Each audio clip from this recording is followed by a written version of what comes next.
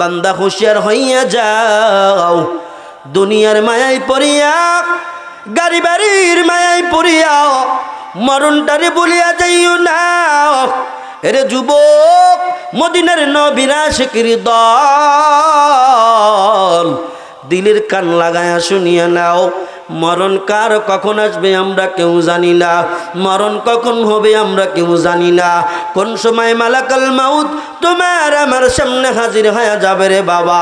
এই জন্য দুনিয়ার জিন্দেগি থাকতে, আমার হায়াত থাকতে আমলগুলা সংশোধন করা দরকার। কোন আমল লইয়া আমি কোথায় রওনা দিলাম। বান্দা শুনিয়া নাও, এই দুনিয়ায় চিরদিন যেহেতু থাকতে পারবো না, চিরদিন যেহেতু আমি তুমি থাকতে পারবো না, মরণ যেহেতু হবে, দুনিয়ায় আমারে রাখবে না। আমি মারা গেলে আমার ছেলে কাঁদবে কিন্তু সঙ্গে যাবে না, আমার মাইয়া কান্না করবে কিন্তু আমার সঙ্গে যাবে না, বিবি কাঁদবে সঙ্গে যাবি না, মা বাবা কাঁদবে রে ভাই, না না না, কেউ তোমার আমার সঙ্গে যাবে না। তোমাকে আমাকে ওই মাটির কবরে গহীন তলদেশে আমারে রেখে আসবে। এরে মদিনার নবীর আশিকের দল, এরে যুবক ভাই, যৌবনের বাহাদুরি আর কতকাল দেখাইবি। এই গ্রামেরই একজন যুবক কিছুদিন আগে দুনিয়ার থেকে বিদায় নিয়ে চলে গেল। এরে বাবা, এরে আমার বন্ধুজনেরা, দিলের কান লাগায়া শুনিয়া নাও। তোমার আমার ডাইনে কত মানুষ ছিল আজ নাই, কবর দিয়ে দুর্বাঘাত জ্বালায়া গেছে। এরে আমার বাবা, এই জন্য মরণের আগে নিজের আমলগুলো সংশোধন করা দরকার। যেহেতু দুনিয়ায় হায়াত কম, কবরের জিন্দেগি যার শুরু আছে তার শেষ নাই। ওই জিন্দেগির কিছু সামানপত্র তোমার আমার গোছানো লাগবে। গোছাইবা কবে? আজ না কাল।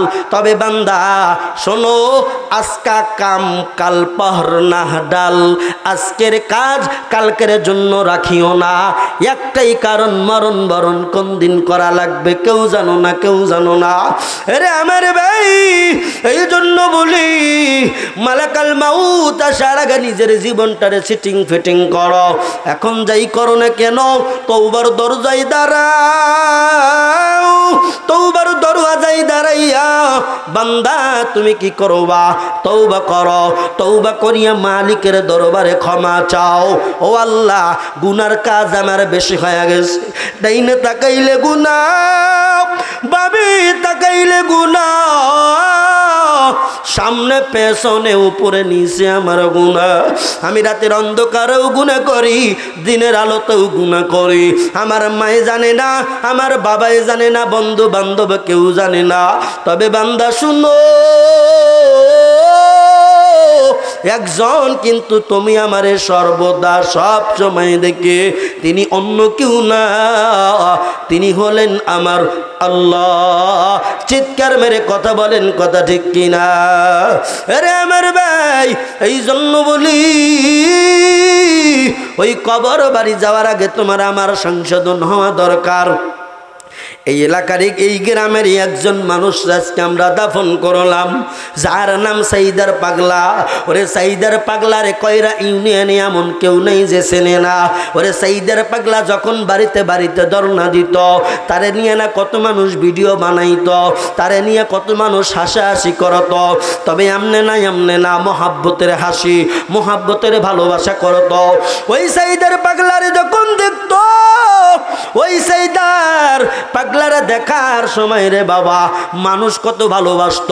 অন্য অন্য মানুষ চাইয়াও পায় না, কিন্তু সাইদার পাগলা যাওয়ার আগেই বাহির কইরা দিত। ওরে ওই যে বাগলপুরের আজিজ পাগলা, ওই আব্দুল আজিজ পাগলা, দেখো ওই যে চায়ের দোকানে বাজারের মধ্যে বালতিকে বালতি পানি আইনা দিত, তারা সৎ উপার্জন করিয়া খাইত। এই যে সাইদার পাগলারে আমরা মাটি দিলাম রে, এই বেচারাও কিন্তু অত্যন্ত ভালো মানুষ ছিল। মেন্টালিটি সমস্যার কারণে আজ তার ঘর নাই, বাড়ি নাই, কোথায় কি করবে মেন্টালিটি কাজ করতো না। যেখানে মন চাইতো ওইখানেই বসতো, ওইখানেই খাইতো। অথচ তাকায়া দেখো এই পাগলগুলা, এই সমাজের পাগলগুলা কারোর জায়গায় চুরি করে না, কারোর টাকা পয়সা মেরে খায় না, সুদের টাকা লাগায় না, ঘুষের টাকা লাগায় না। এই পাগলাগুলার জীবন তাকায়া দেখ, একজন পাগলের জীবন কত সুন্দর, আর তোমার আমার জীবনটা নরপশু হয়ে গেল। একজন পাগল কোনোদিন সুদের খাতায় নাম লেখায় নাই, একজন পাগল কোনোদিন কোথাও জায়গা 2 টাকা চুরি করে নাই। এই পাগলগুলা সমাজের একটা মানক, একটা অহংকার। যেই সমাজে পাগল নাই ওই সমাজটা বেমানান, বেমানান। সমাজের মধ্যে যদি পাগল থাকে রে, এরে দুনিয়ার মুসলমান শুনিয়া নাও, ওই পাগলের কারণে আল্লাহ পাক বরকতে আজিলা কামিলা নাজিল করায়। কারণ ওই পাগল মাঝে মাঝে আল্লাহরে যখন আল্লাহ কয়া ডাক দেয়, আল্লাহ বলে বান্দা লাব্বাইকে আবদি, নিঃস্বার্থে আল্লাহর বান্দার কাছে আল্লাহর ডাক পছন্দ। কারণ ওই পাগলা কোনো সময় গুনাহ করে না, নিজের সেন্সে গুনাহ করে না। এই পাগলগুলা তাকায়া দেখো নিজের জীবন যাপন কত কষ্ট করে করলো। অথচ তুমি আমি বিবেকবান মানুষ, তোমার মেন্টালিটি আমার মেন্টালিটি কত ভালো। অথচ তাকায়া দেখো মসজিদে আজান হয়, নামাজের ধারে আমরা যাই না। মুয়াজ্জিন এত সুন্দর করে আজান দিয়া মানুষটারে বারে বারে ডাকে, হাইয়া আলাস সালাহ, হাইয়া আলাস সালাহ। হ্যাঁ মুসল্লি, নামাজ নামাজ নামাজ। তুমি আমি ভালো মানুষ, অথচ তোমার আমার কানে যায় না।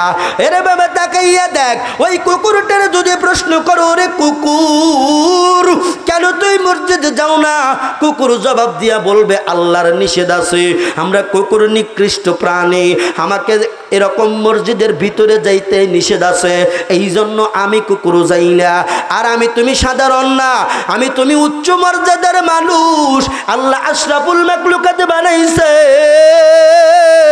এই আশরাফুল মাখলুকাত হইয়াও কুকুরের চাইতেও নিকৃষ্ট হয়ে গেলাম। বালহুম আদল, চতুষ্পদ প্রাণীর চাইতেও আমরা নিকৃষ্ট হয়ে গেলাম। আমার নামাজ নাই, কুকুরও নামাজ পড়ে না। আমার রোজা নেই, কুকুরও রোজা রাখে না। কথা বলেন, কথা ঠিক কিনা? আমার দান সদ্গা নাই, কুকুরও দান সদ্গা কি জিনিস বোঝে না রে। তবে কুকুর মানুষগুলারে বারে বারে ডাক ডাক কয়, ও মানুষ, ও মানুষ তোমরা শুনো, তোমাদের চাইতে কয়েক গুণে আমরা কুকুর ভালো। বলে কেমন ভালো? কুকুর মানুষরা ডাক ডাক কয়, মানুষেরা আমি আল্লাহর কাছে চাই, আল্লাহ দিলে খাই, না দিলে খাই না। কিন্তু তোমার ওই ঘরের মধ্যে যখন খাবার নাই, সংকট, তুমি বাড়ি বাড়ি গিয়া ধর্ণা দাও, তুমি বাড়ি বাড়ি গিয়া মানুষের কাছে হাত পাতো, দাঁড়ে দাঁড়ে হাত পেতে পেতে তুমি তোমার খাবার সংগ্রহ করো। তুমি মালিকটারে তুমি বিশ্বাস করলে না, আমার মৌলা রিজিকের মালিক, মালিকের কাছে দিনে একবারও রিজিক চাও না। কিন্তু সুদের টাকা, ধারের টাকা নেওয়ার জন্য আমি কুকুরের চাইতেও ডবল কুকুর হইয়া মানুষের দাঁড়ে দাঁড়ে ঘোরাঘুরি করো। চিৎকার মেরে কথা বলেন, কথাগুলো ঠিক কিনা?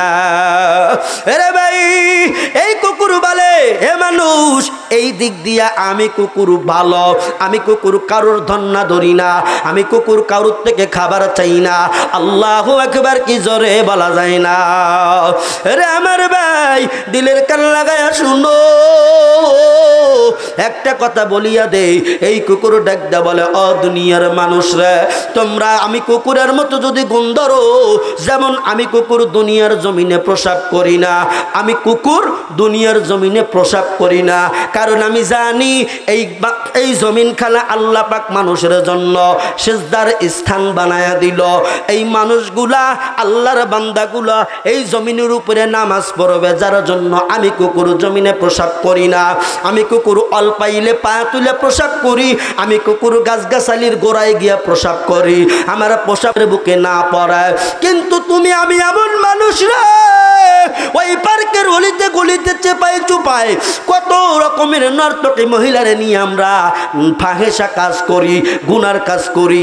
আমার অপবিত্র পানি শরীর থেকে নিজিয়া নিজিয়া জমিনের উপরে পড়ে। তাইলে চিন্তা করিয়া দেখো, বেশ্যাবৃত্তি মহিলার সঙ্গে জেনা করিয়া আমার শরীরের নাপাক পানি টপ টপ করে দুনিয়ার মধ্যে পড়ে, জমিনের মধ্যে পড়ে কিনা জোরে কন?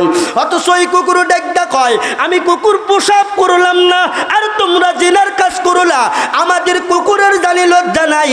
কাতি মাস কিংবা যে কোনো মাস আসুক না কেন, আমরা যেমন ইচ্ছা তেমন করি। তোরা মানুষ, তোরা আশরাফুল মাখলুকাত, আরে মানুষ কেমনে আমরা কুকুরও তোমার কাছে হেরে গেলাম। তুমি মানুষ হইয়া তুমি এখানে সেখানে জোরে জঙ্গলে পার্কের গলিতে চিপায় চাপায় তুমি জেনা করো। ওরে মানুষ তুমি শুনো, এই জন্য বলি তোমরা মানুষের চাইতে আমি কুকুর ভালো। তোমরা মানুষ সুদ খাও, ঘুষ খাও, আমি কুকুর সুদ খাই না, ঘুষ খাই না। এই জন্য আল্লাহ বলেন আশরাফুল মাখলুকাত, আমি মাওলারে বানাই, আমি মাওলা তাদেরকে বানাইছি, কিন্তু বানাইও তাদের আবার অন্য আয়াত আমি আল্লাহ বললাম বালহুম আদল, এই মানুষগুলা চতুষ্পদ প্রাণীর চাইতে খারাপ হবে, চতুষ্পদ প্রাণীর চাইতে খারাপ হবে। কারণ কুকুর সুদ ঘুষ খায় না, মানুষ সুদ ঘুষ খায়। কুকুর নামাজ পড়ে না, কারণ ওর মসজিদে যাওয়া বারণ, আল্লাহ ওর উপরে নামাজ ফরজ করে নাই। আমি মানুষের উপরে নামাজ ফরজ করলো, আমি মসজিদে যাই না, কুকুরও মসজিদে যায় না। তফাতটা কোথায় গেল বাবা? তফাত কোন তফাত হয়ে গেল? তাইলে বোঝা গেল কুকুরও যা আমি মানুষও তা। এরে বান্দা শোনো, এই মানুষদের মধ্যে উত্তম বান্দা ওই বান্দা যারা আল্লাহ পাকের কাছে তওবা করে। ইয়া আইয়ুহাল্লাযীনা আমানু তুবু ইলাল্লাহি তাওবাতান নাসুহা।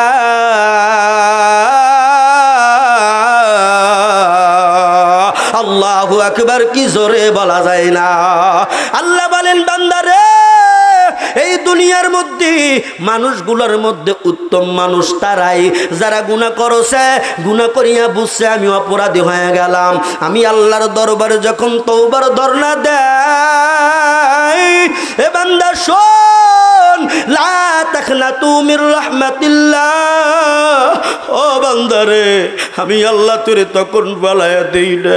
বান্দা তুই যখন গুনাহ করছ রে, তোর গুনাহ করা দেখিয়া আমি মালিক রাগান্বিত হয়ে যাই, কিন্তু যখন আমি আল্লাহর কাছে ক্ষমা চাও, আমি আল্লাহর চাইতে খুশি আর কেউ হয় না। আমি আল্লাহ বান্দার তওবা কবুল করিয়া মাফ করিয়া জান্নাতের মধ্যে আমি নামটা লেখায়া দেই। চিৎকার মেরে কি সুবহানাল্লাহ বলা যায় না? আরে আমার বাবা শুনো, আরে আমার কইরে এলাকার মানুষ, দিলের কান লাগাও। এই জন্য বলি রে বাবা, আল্লাহ বলেন বান্দারে এমন কিছু করিও না যেই কাজ করার জন্য তোমার কবরে দাউ দাউ করে আগুন জ্বলে, তোমার কবরে দাউ দাউ করে আগুন জ্বলে। এরা আমার বাবা রে, ওই কবরের আগুন কিন্তু সহ্য করতে পারবে না। আমার মরণ কখন হবে কেউ জানো না রে, কে জানি না কোন দোকানের কাপড় কখনো কার জন্য রেডি হয়ে থাকবে। আমার মরণের কত দিন বাকি আমি জানিলাম না গো আল্লাহ, মরণের কত দিন বাকি, আমার মরণের কত দিন বাকি আমি জানিলাম না গো আল্লাহ, মরণের কত দিন বাকি। আল্লাহু আকবার।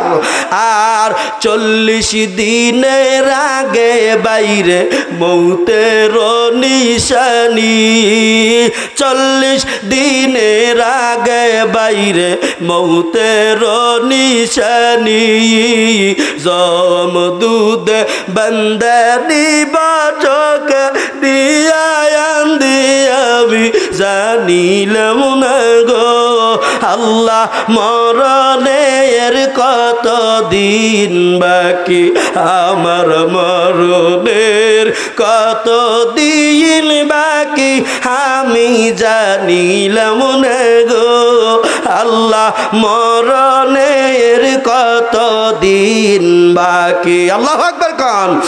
আর আজরাইল আসিয়া যেদিন হস্তে দিব দরি, আজরাইল আসিয়া যেদিন হস্তে দিব দরি, তখন আমার বলা মাওয়ান খরবা লুকালুকি আমি জানি লামনা গো আম্মা মরণের কত দিন বাকি আমার মরণের কত দিন বাকি আমি জানিলাম না গো যুবক মরণের কত দিন বাকি আর মাওলানা রাশিদুল কয় মনেতে ভাবিয়া মাওলানা আব্দুল মমিন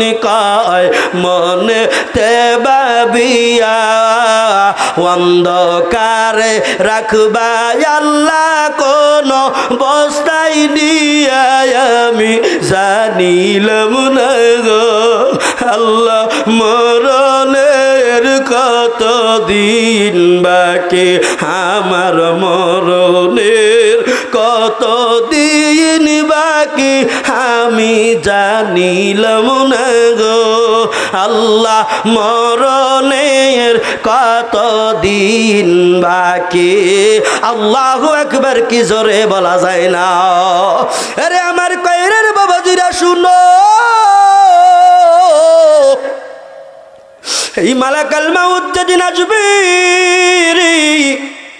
ওই দিন কোন উপায় হবে বাবা যখন কেউ মরণ বরণ করবে হাদিসের ভাষা অনুযায়ী এমন ভাবে পিপাসা লাগবে মনে হবে দরিয়ার সমুদ্র প্রাণী ওই আটলান্টিক মহাসাগরের সমস্ত পানি যদি তার মুখের মধ্যে ডালিয়ে দেওয়া হয় রে আমার বাবা শুনো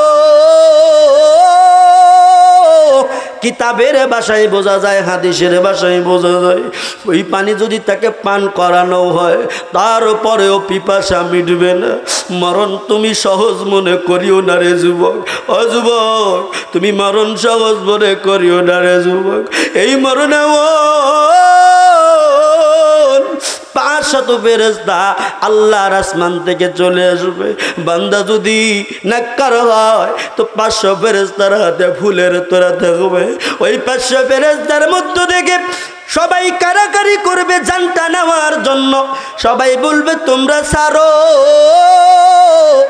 এই নেককার মানুষটার হাতটা আমি ফেরেশতা নিতে চাই ও বলবে না না আমি নিব ও বলবে না না আমি নিব কারাকারি করবে নেককার মানুষের এরকম জানটা নেওয়ার জন্য তারা নিয়ে কি করবে ওই আসমানে গিয়া আহালান সাহালান মারহাবা দিবে আর একজন বক্তার ব্যক্তির যুবক এই বক্তার ব্যক্তির যুবক তুমি শোনো তাদের জান কবাসটা কত কঠিন হবে 500 ফেরেশতা আসবে রে 500 ফেরেশতা আসবে বান্দা বদকার হওয়ার কারণে রে 500 এরকম জাহান্নামের আগুনের তোড়া নিয়ে আসবে আগুনের ডালে নিয়ে আসবে আর সবাই নাক ধরে থাকবে বলবে কোন মানুষদের কাছে আইছো দেখো জীবনে গুনাহ করে করে কলিজা পচায়া ফেলছে দিল পচায়া ফেলছে আমলগুলা নষ্ট কইরা ওয়ালাইছে আলু বেগুন পচিয়া গেলে যেমন গন্ধ বাগির হয় ওই রকম গন্ধ দুর্গন্ধ যখন চড়ায়া যাবে ওই ফেরেশতারা নাক ধরে দাঁড়াবে বলবে রে তাড়াতাড়ি তোমরা পচা ময়লা এরকম এরকম চাটাইয়ের মধ্যে এরকম চাটাইয়ের মধ্যে নোংরা কাপড়ের মধ্যে ওই আজরাইল আসিয়া বাবা যখন জানটা কবজ করবে এমন আযাব হবে রে ওই 500 ফেরেশতা পা থেকে গুরুজ দিয়া এমন ভাবে পিছাইতে থাকবে বুড়ি আঙ্গুল থেকে শুরু করিয়া এমন ভাবে পিছাবে পিছাইতে পিছাইতে হাড় গুলা কর্মর করে ভাঙবে ভাঙ্গিয়া ভাঙ্গিয়া কমর পর্যন্ত আসবে কমর থেকে যেরকম বুক পর্যন্ত যখন হামার দিয়া জাহান্নামী হামার দিয়া থেতলাইবে রে যুবক দিনের খেল লাগাইয়া শুনো কিসের বাহাদুরি করো একটা বার দিলের কান লাগাইয়া শোনো বুক পর্যন্ত যখন আসবে বুকের কাছে আসিয়া এমন ভাবে এরকম শেষনি মারবে বান্দা সহ্য করতে পারবে না বান্দার দিক বিদেক উতাল পাতাল হয়ে যাবে ওই বান্দা দিক বিদেক উতাল পাতাল হওয়ার কারণে বান্দার চোখ চক্ষুখানা বড় বড় করবে, মুখের আকৃতি কেমন যেন হয়ে যাবে। মরণ যন্ত্রণা কত কঠিন রে। মরণ তো বুড়া দেখে না, জুয়ান দেখে না। হে যুবক ভাই, আমি মাওলানা, আজ আমার নামটা এলাকায় কম নাই। কত আলেমদের সঙ্গে মোলাকাত, কত আলেমদের সঙ্গে আমার সম্পর্ক। যেদিন আমি মালাকাল মাউত আসবে, আমি মাওলানার এরকম জানটা কবজ করিয়ে নিয়ে যাবে। আমার নিতর দেখো পরে রবে রে ভাই। আরে কইরের মানুষ, দিলের কান লাগায়া শুনো, এমন ভাবে আমার জানটা কবজ করবে, তোমার জান কবজ করবে। মরণ বরণ বড় কঠিন যন্ত্রণার বিষয়। এ বাবা, এ যুবক ভাই, পর্দার অন্তরালের মা বোনেরা, দিলের কান লাগায়া জানো কে কখন মরবা। আজ আমার সাইদুর পাগলা মারা গেল, সাইদার পাগলা দুনিয়ার থেকে বিদায় নিয়ে চলে গেল। কিছুদিন আগে ওই যে আব্দুল আজিজ পাগলা চলে গেল। আমি বড় লোক বুঝি না, ধনী বুঝি না, ফকির বুঝি না রে। মরণ কিন্তু বরণ একদিন করাই লাগবে। আর আমি দেখি আমার কয়রা এলাকার থেকে আমার কেমন যেন ভালো ভালো মানুষগুলো ফুরা যাইতেছে। এরা যুবক ভাই, তুমিও কয়রের মানুষ। আজ হয়তো আজরাইল তোমারে ছেড়ে দিয়ে গেছে, কাল ছাড়বে কি ছাড়বে না কেউ জানো না। এই জন্য বাবা, নিজের জীবনটারে গোছাও, বোঝো, আমল করো, আমলের জিন্দেগি গঠন কর। আমলের জিন্দেগি গঠন করলে ওই কবরে কিন্তু কোনো সার নাই, কোনো সার নাই। সাথী নাই রে, বাতি নাই ওই কবরে, সাথী নাই রে, বাতি নাই ওই কবরে। একা একা রেখে আসবে আমার কবরে, একা একা রেখে আসবে আমার কবরে। ভাইও নাই রে, ওরে বাপ নাই ওই কবরে। আল্লাহু আকবার।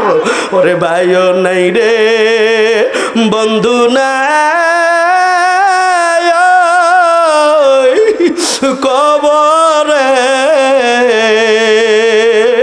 একা একা রেখে আসবে আমারে জীবনে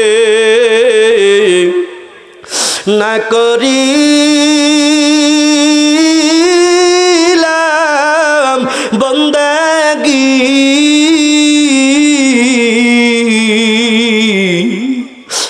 জীবনে না করিলাম বন্দেগী,